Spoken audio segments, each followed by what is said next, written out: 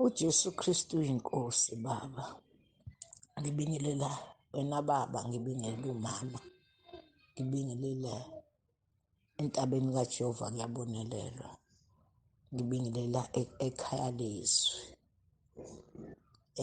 Nginalo ubufakazi, ngiyambonga uNkulunkulu kakhulu. Unondodazi wami lo uSethaba osuthi usephumile egruphini walahlekelwa imali. Uma elahlekelwe imali angazazi ukuthi uzoyithathaphi, wathi uJesu Kristu inkosi, wabuya weza ekhaya wathi imali mami ilahlekile. Bayilahlekile imali, kwakuqhamuka i-traffic cop yathi sibonile ey'tolo ukuthi le mali iwe kuwe, weza esangweni ezomnika. Ngithi uJesu Kristu inkosi, ngithi angithulele ubufakazi obumangalisayo. Ngiyambonga uNkulunkulu, kuningi uma uthi uJesu Kristu inkosi, izinto azenzayo uNkulunkulu. Siyambonga uNkulunkulu ngawe Baba uNsibande. uNkulunkulu wenza izinto ey'nkulu ey'mangalisayo nazo ezisimangazayo ngasithi uJesu Kristu inkosi. Ngiyambonga kakhulu uNkulunkulu eme njalo kuwe Baba uNsimande. Ngizothanda ukusho nje ukuthi laba abaphumayo bayobuya, ngikhuluma iqiniso, bazobuya. Kuyaphilwa la ekhaya lizwe, kuyaphilwa, kwenzeka iy'mangaliso ekhaya lizwe, bazobuya. Nabalalelayo bangaphumi ekhaya lizwe. Siyambonga uNkulunkulu kakhulu.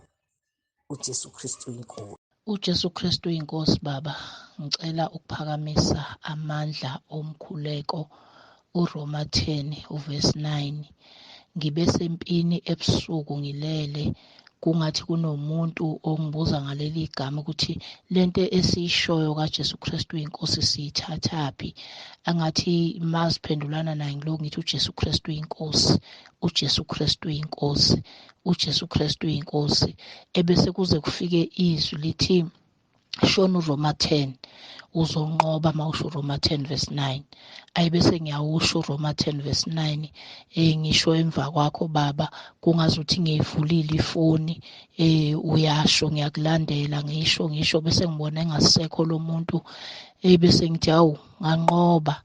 Kube khona othi nje awusunqobileke, wena usujwayele ukunqoba ngoJesu Kristu inkosi. No Roma 10 verse 9 uyanqoba ngawo. Angithi uyabona nje lempi usuyinqobile manje, ngoba bekade yona ivele ikhona into ethi sikuthathaphi thina lokho esikushoyo ukuthi uJesu Kristu inkosi, yesilanda izinto zakwenye indawo. Kodwa mina ngathi ngeke ngize ngiyeke ukusho uJesu Kristu inkosi, ngoba ziningi izinto esenginqobe ngawo kuzo, ngishiyilwane ekhaya lami. Bengithi mangithi uJesu Kristu inkosi ngikhuleka zihambe. Okunye baba, kukhona intshumayelo owayishumayelayo, uthi kunabantu abazothi mabefika ezulwini ebese sekukhonjwa abantu ukuthi uyababona laba bantu bayesihogweni ngenxa yakho, ngoba awufunanga ukulalela.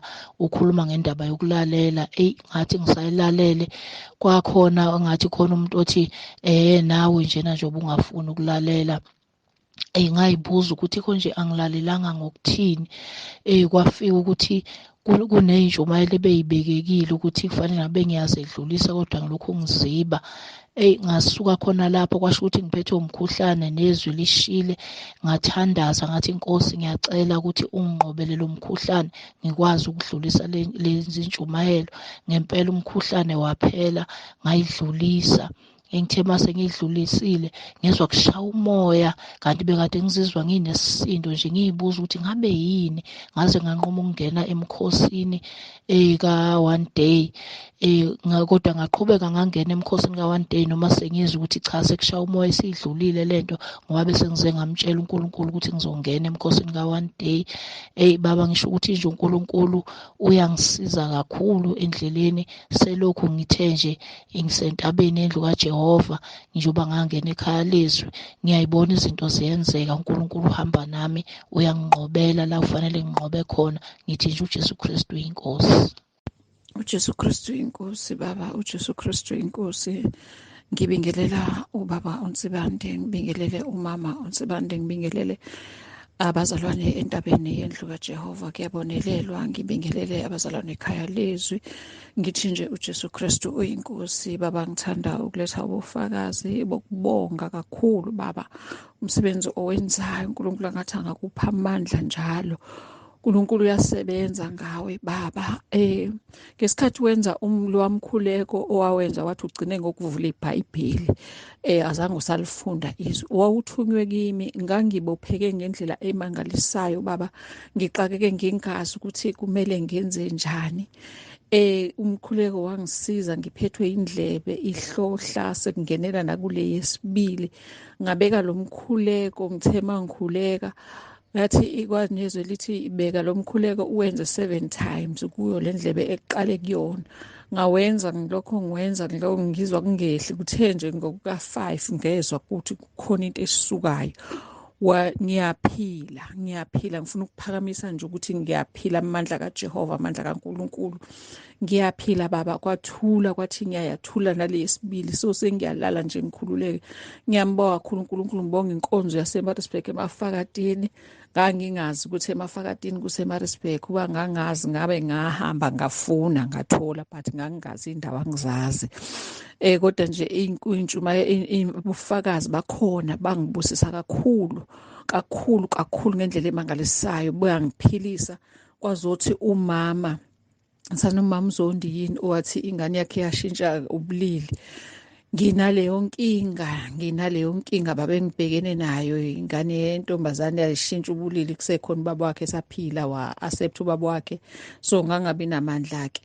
Hhayi-ke manje sengisele ngedwa-ke siyenza into eyithandayo-ke, ngoba phela sisakwazi ukuyishaya iy'ngane seziyasiphusha zindala. Iyenza nje into eyithandayo kuze ngesinye isikhathi kube yimina engiphumayo ekhaya ngiyozihlalela kwabanye omakhelwane, ngenzela ukuthi nje kudlule letha amantombazane endlini. Kodwa-ke nje ngiyakhuleka, angiyekile baba. Ngiyazi ukuthi uNkulunkulu uyezwa, uNkulunkulu uzongiphendula. Ngiyabonga kakhulu baMtsibande, ngiyabonga kakhulu. Ngibonga nowangingenisa ekhala lezwi, umama uLindiwe Shezi. Ngiyabonga kakhulu, uNkulunkulu ambusise naye uJesu Kristu inkosi. Amen. uJesu Kristu inkosi baba, uJesu Kristu inkosi. Ngiyabingelela ekuseni ngithi uJesu Kristu inkosi. Baba, ngisacela ukuletha ubufakazi. Wathi uqeda ukungitshela ukuthi sibhala kanjani sona, ukuthi sibhala njengoba sinjalo, awushiyi lutho, usibhala in details. Ngahamba ngayothenga incwadi entsha, ngaqala phansi ngazibhala izono zami, futhi kwaba ne-feeling nje engizwayo, wangathi ngilula nje, ngathi ngimusha. Hhayi-ke baba, ngempela hhayi. Futhi ngabona nokuthi okay, amaphupho angcolile njengoba bengakaziqaleli lezi zono, bengiwaphupha almost every day, futhi ngiwakhohlwe nokwakhohlwa amaphupho engiwaphuphile. Kodwa manje sengiyawakhumbula, futhi ngisawaphupha khona lapho nalapho, occasionally amaphupho angcolile. Kodwa-ke khona into engitshelayo ukuthi okay, sengizibhala kahle manje izono zami, futhi ngiyasho nje ukuthi hhayi, if uNkosi uJesu yayibuyile ngalesikhathi lesi, kushuthi bengingihambe naye. Ya khona bengizibhala kodwa bengizirobha. Futhi obunye ubufakazi baba, ngangilalele iy'nkonzo eSpikheni, iy'nkonzo zasekhaya lezi eSpikheni. Ngabeka ifoni yami phezu kwesipika njengenjwayelo. Ngathi mangiphuma ngezwa ifoni yami isithulile. Mangithi ngiyabuya ifoni yami ingene emanzini. Ngahamba ngayothatha i-hair dryer, ngayomisa nge-hair dryer, ngayifaka erayisini. Mangithi ngiyayikhipha erayisini, sengiyakhalisa ifoni nje ngingasayi-connect-anga eSpikheni. Ifoni yami ayina-volume. Mangithi ngiyayinyusa ayina-volume. Kodwa ngathemba ukuthi hhayi mhlampe isazophinda ilunge. Ngathemba uNkulunkulu ukuthi hhayi isazophinda ilunge-ke vele. Kodwa manje ifoni yami isilungile futhi before ifoni yami bekuthi umuntu uma engifonela kube nzima ukuthi angizwe, kodwa manje sivele yanyuka ukudlula le ndlela beyiyiyo. Ngiyambonga kakhulu uNkulunkulu. Ngithi uJesu Kristu inkosi. Amen. Ngiyabingelela ekhaya lezwi entabeni kaJehova kuyabonelelwa. Ngibithula ubufakazi ngoNkulunkulu ogibele ubaba uNtsibande benomama uNtsibande. Ngithi uJehova emuhle. Bengumama ongaso sonke isikhathi manje ngabona umlilo noma ngabe ngiyandlula uvutha noma ngabe kumuphi umuzi noma ngabe kuyiphi indawo kube nenkulumo ezoba khona embi phezu kwempilo yami noma phezu komndeni wami. Kepha ngokungena ekhaya lezwi ngikhuleka ngiloku ngiyibeka le ndaba yokuthi ngicela uNkosi ukuthi ngilekeleleke kulesimo sokuthi mangibona umlilo bese kuba nenkulumo engasile engangiphathi kahle. uNkulunkulu emuhle ngaphupha emva komkhosi wa 3 days ukhuphukele entabeni. uNkulunkulu wangikhombisa umlilo umntwana ewulayitha ephusheni. Kwaqhamuka omunye umama wawucima lo mlilo wawuphephetha kwaze kwaqhansa inhlansi kwaba umlotha omnyama. Ngathi ngiyabonga uNkulunkulu oyingcwele. Siyaphebezeka isilingo somubi bengicelile kuJehova ukuthi angisize ngilekeleleke kulento embi eyenzekayo. Kuthe izolo baba uNtsibande ngalunywa ufezela. Kwagijima imthambo yonke isandla sami saka left la ngilumeke khona. Gijima phezulu kwebele. Bathi abantwana uzokwenza njani mama? Ngathi ngizovula umkhuleko kaBaba uNtsibande kaMay 18 amaRoma 10:9. Ngakhuleka emva kwaBaba uNtsibande ngahlikihla kuleyo ndawo. Ngiyambonga uNkulunkulu baba ngawe. Ngiyambonga uNkulunkulu kakhulu. uNkulunkulu anikhusele nomndeni wakho ekhaya lezwi entabeni kaJehova kuyabonelelwa. Jesu Kristu inkosi. Ngiyabonga baba. Jesu Kristu inkosi. Amen.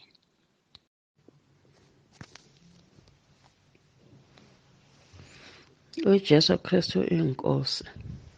Ngiyabingelela ekhaya likaBaba Mtsibande, ubaba nomama Mtsibande. uJesu Kristu oyinkosi. Ngibingelele entabeni yendlu kaJehova kuyabonelelwa. uJesu Kristu uyinkosi. Ngiphinde ngibingelele abazalwane bonke basekhaya lezwi. uJesu Kristu uyinkosi. Baba, ngicela ukudlulisa nanku ubufakazi bami. Nkosi yami, ngiyabonga kakhulu kubaba uNkulunkulu, ngiyamuphakamisa. Kuthe ngomgqibelo we-27 kwiholide ngangiye edrobheni. Sithe noma sifike edrobheni abantu bonke sebehla-ke ngendawo. Sasala thina sasu-4 ekhumbini. Sithe sisaqhubeka nekhumbi, baba, ingozi ecishe yenzeka lapha nangiyazi. Kwavele kwaqhamuka umuntu washaya i-U-turn phambi kwethu, wabhrika udriver, sabhrika nathi lapha ngaphakathi sashayiswa nayitulo. Kwanje kwacishe kwenzeka nje isiphihli sengozi. Ngithi ngizomphakamisa kakhulu baba uNkulunkulu, amandla akhe awenzile kuthina. Yilokho nje enguphakamisa kakhulu kuye Nkosi yami. Nokubonga-ke baba othobe baba, siyabonga kakhulu. Sibonga nje nezimfundiso zakhe, izinkonzo asinika zona usuku nosuku, lapha asifundisa khona ngezinto eziningi besingazazi. Siyambonga nje kakhulu baba uNkulunkulu ngawe baba, ukuthi uNkulunkulu wakugibela ngempela. Izinto ozikhulumayo ziyamangalisa besingazazi. Sithi nje uNkulunkulu makabe nawe njalo njalo, akumise njalo endaweni yakho yokukholwa, uze ungagudluki. Ngiyabonga kakhulu. uJesu Kristu uyinkosi. uJesu Kristu uyinkosi. uJesu Kristu inkosi babe. Ngiyabingelela ekhaya lezwi, ngibingelele kubabe, ngibingelele kumake, ngibingelele nasemndenini, nasentabeni yendlu kaJehova kuyabonelelwa. Ngithi Jesu Kristu inkosi. Ngitawuphakamisela uNkulunkulu ludumo, ngimniketa lonke lidumo ngithi Jesu Kristu uyinkosi. Ngiyabonga, ngiyawubonga babe kumfana wami lo wangithengela ifoni, wangifaka ekhaya lezwi. Ekhaya lezwi ngithola kufuthumala, nasemndenini wami kunekuthula, kunekufuthumala. Ngiyabonga kakhulu, ngithi iNkosi imbusise ngaloko langendela kona. Ngithi awubonga, ngithi uNkulunkulu angayekeli kukhonda uNkulunkulu, aqhubeke njalo nakulabanye, angagcini kimi. Ngiyambonga Simakade ngaye, Jesu Kristu inkosi. Bonge netimfundiso kubabe, siyafundza ngako konke lasifundisa kona, nebufakazi bebazalwane nakubo siyafundza kakhulu. Sifundze netimfundiso kumake lasifundisa tona. Siyabonga babe, uNkulunkulu aqhubeke anendele umusa, anigcine niphile nemndeni wakho babe, sibanze kakhulu. Sibonge funza ngishulele kwelikamoya, ufunze uNkulunkulu, uve ukuthi ngamoya wakhe uyafunza. Tifundiso takhe tinengi lasifundisa tona. Fundiswe ukuthi nawumntfwana kaNkulunkulu ugcoka kanje, ulayelwe ngisho naleyo mphahla, uze ufundiswe ngisho nekuthi nawumntfwana kaNkulunkulu awudli umuthi, awulwi ngesikhali saseveni, ulwa ngesikhali sakamoya. Kunengi babe lesikufundzako ekhaya lezwi. Yambonga uNkulunkulu ngawo, aqhubeke babe akubusisa, akuphe mandla, ungapheleli endleleni. Sibonelo lesihle kuwe nasemindenini yethu, kubantwabethu. Bantwana uthi utawugula, ugcoka ijesu, utawugula uye esibhedlela, batakujova athi umntwana angiye esibhedlela gogo, Jesu Kristu inkosi. Siyabonga babe, sibanze, iNkosi inibusise, isigcinele nina, Jesu Kristu inkosi. Amen. Ngiyabingelela entabeni yendlu kaJehova, ngiyabonelelwa nasendlini yezwi ngesivumo sokuthi uJesu Kristu inkosi.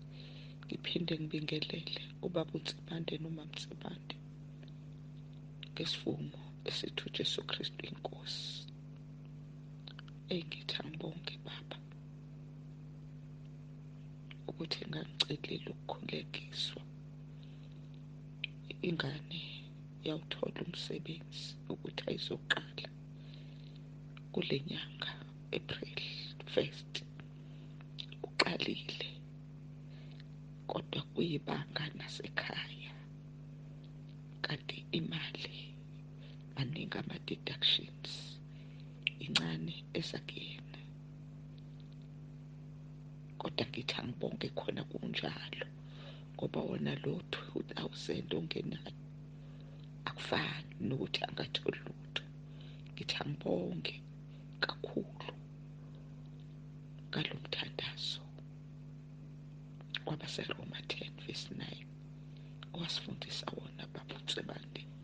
Ngiyabonga ngoba uyaqhubeka noku-aplaya nendodakazi yakhe kade namajazi amabili ayisebenzi, ihlele ekhaya. Ngithi siqede u-28 years, ingane yaqeda ino-22 noma 23 years iminyaka, kodwa ayisebenzi, ihleli. Kunzima kuyena, kanti unenye asanda kuyifaka eyunivesithi, kunzima kakhulu kuyena. Manje usebiziwe kwenye futhi interview kade yenza, eqeda ukuyenza interview usilindele ukuthi abizwe noma kukude kuseGoli. Kodwa ngithi ngeke, angibonge, angathuli, angibonge, ngithi uJesu Kristu inkosi. uJesu Kristu inkosi. Baba Ntsibande, ngiyabonga ngaleli thuba lokufakaza ngoJesu. Kulezi insuku unkosikazi wami ubekade ubambekile. Kukhona isimo ebesimvelela njalo ebusuku mezolala ehwayipha umzimba wonke. Ubezezephuza i-Allergex nenye into esiyibiza nge-Arctic Sea yaka-Forever Living Products. Ibimsiza kuphela mawukuthi uyisebenzisile leyo mithi, kodwa mangabe ulibalile ukuyifaka, ukuyunwaya lokhu kumvuke. Kuze kwaze wathi izolo phakathi nobusuku kade eyinwaya, wayidla i-Allergex kanye ne-Forever Living Products le. Ngaphatheka kabi emphefumulweni ukuthi hayibo, ngiyawaphika phela amandla kaNkulunkulu, ngithembela kwezinye izinto. Nangempela emva kwalokho sikhulekela lesi simo. Ngakholwa enhlizweni yami ukuthi uNkulunkulu usemsindisile. Osukwini lwantambama sakhuleka simbonga uNkulunkulu ukuthi usisizile. Namhlanje njengoba kusa akakaze abe nenkinga yokuzinwaya. Ngiyambonga uNkulunkulu, ngiyambonga ngoba wakhombisile amandla akhe, usindisile ezikhombisa ukuthi uma sithembela kuye yena uthembekile. Ngithi uJesu Kristu inkosi. Ngiyambonga kakhulu uNkulunkulu.